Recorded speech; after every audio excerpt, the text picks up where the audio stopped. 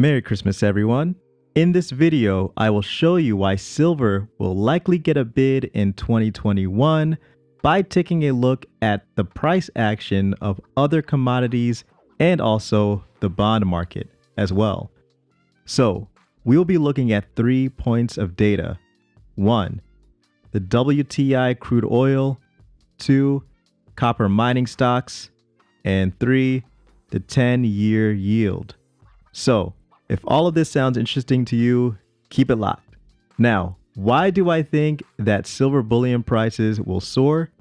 Well, the points of data that I will show you indicate an economic recovery.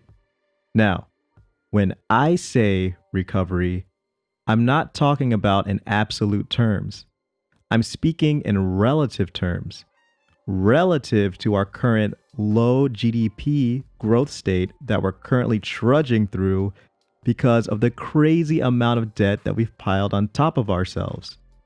An absolute recovery would signify that we would be digging ourselves out of our debt addiction, which is obviously not happening right now. So, I do think that we will have this relative recovery in 2021. We're starting to see the US 10-year Treasury yield trade higher and higher as we experience more risk-on behavior within the markets. This behavior has made it easier for investors to turn away from traditional safe haven plays like the US 10-year Treasury note and focus on others. So, what are some of those risk-on plays? Well, we've talked a lot about Dr. Copper on this channel. Rising copper prices are a signal of a global economic recovery as the metal is used in a lot of manufacturing. It's one of the reasons why China is one of the largest buyers of copper. So, what are these copper mining stocks looking like right about now?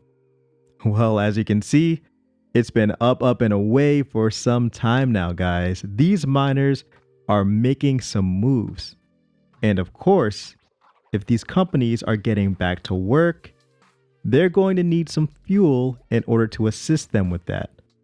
Enter the WTI crude oil price.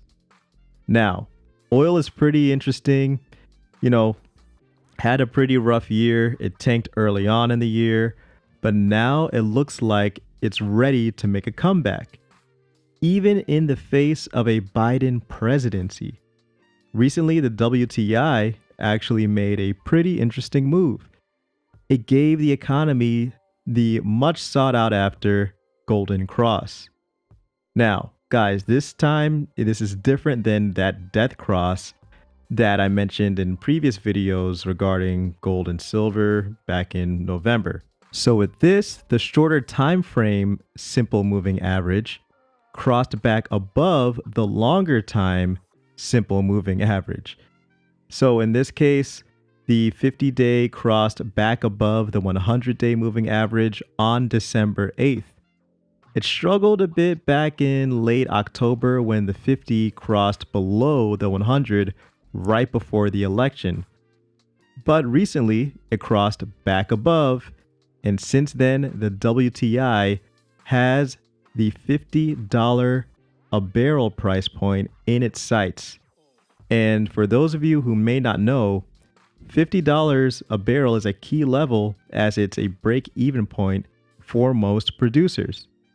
According to Bernstein's senior analyst Neil Beveridge, WTI crude prices need to hold at least $50 a barrel for U.S. oil output to remain steady and must advance past that price handle for output growth to resume. So, we'll see how oil performs, but I'm erring on the side of positivity here, given that the DXY has been tanking and that we got a gold cross a couple of weeks ago.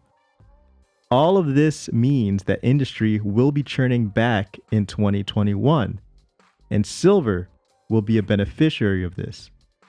So guys, let me know what you think about these indicators in the comment section below. Thanks again for watching. Please hit that like button. Please subscribe if you are new. It's Black Bullion for goldandsilvertoday.com.